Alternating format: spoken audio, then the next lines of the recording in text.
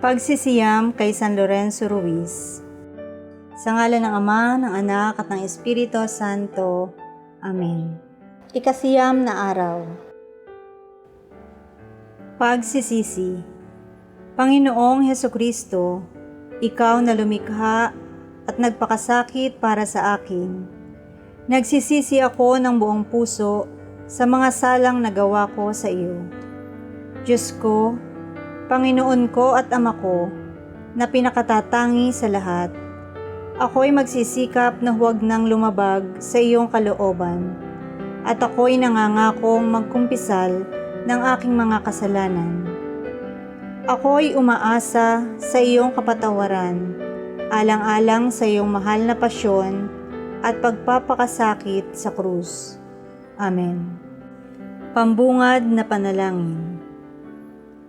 O kamahal-mahalan at kataas-taasang Diyos, ang biyayang ibinigay mo kay San Lorenzo Ruiz na lasapin ang parusa ng kamatayan alang-alang sa pananampalataya ay matutuhan din sana namin. Sa pamamagitan ng kanyang panalangin, tulutan mo ang mapagtiisan namin ang lahat ng hirap at sa gayon ay magkaroon kami ng malaking pag-asa at pag-ibig sa iyo. O San Lorenzo Ruiz, ikaw na nagbigay dangal sa aming bayan, naging huwara ng lahat ng ama at mga mag-anak, naging saksi ni Kristo sa buhay at kamatayan.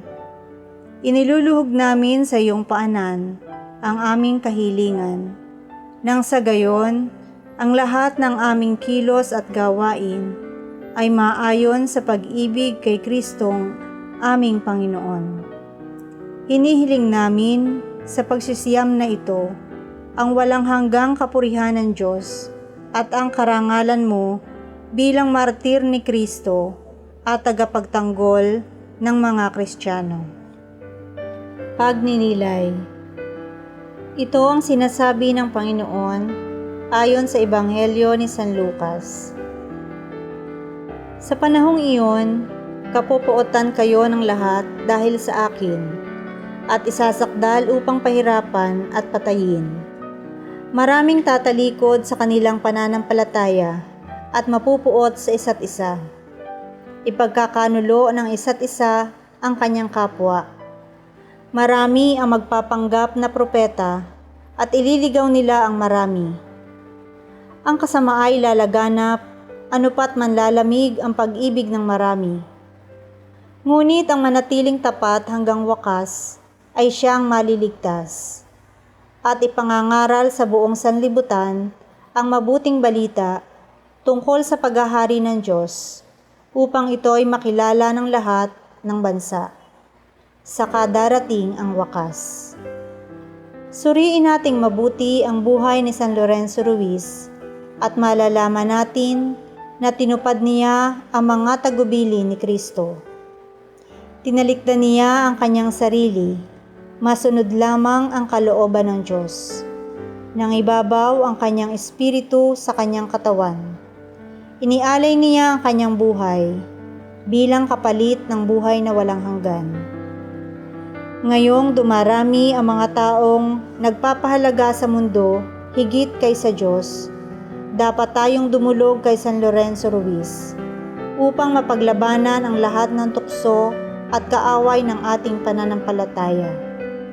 Magdebosyon tayo sa Mahal na Birhen sa pamamagitan ng pagdarasal ng Santo Rosario upang magkaroon ng kapayapaan dito sa mundo.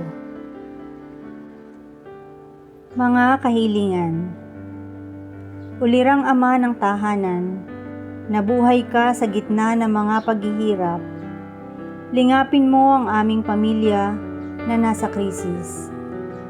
San Lorenzo Ruiz, ipanalangin mo kami. Tapat ka sa iyong paglilingkod sa simbahan sa pamamagitan ng pagtupad sa iyong mga tungkulin sa Diyos at sa kapwa. Kami sana'y iyong tulungan na maging tapat din sa aming mga tungkulin sa tahanan at lipunan. San Lorenzo Ruiz, ipanalangin mo kami. Naging dakilang kasapi ka sa mga samahan sa parokya. Tulutan mong makiisa at makibahagi kami sa mga gawaing pansimbahan at maging kasangkapan ni Kristo sa paggawa ng kabutihan. San Lorenzo Ruiz, ipanalangin mo kami. Naging matatag ka sa iyong pananampalataya kay Kristo, kaya minatamis mong mamatay alang-alang sa Kanya. Tulutan mong kami maging matapang na sundalo ni Kristo, na walang takot ipahayag na kami mga Kristiyano at makadiyos. San Lorenzo Ruiz, ipanalangin mo kami. Ama namin, sumasalangit ka, sambahin ang ngalan mo, mapasa amin ang kaharian mo. Sundin ang loob mo dito sa lupa para nang sa langit. Bigyan mo kami ngayon ng aming kakanin sa araw-araw. Patawarin mo kami sa aming mga sala, para nang pagpapatawad namin sa nagkakasala sa amin. At huwag mo kaming ipahintulot sa tukso, at iadya mo kami sa lahat ng masama. Amen.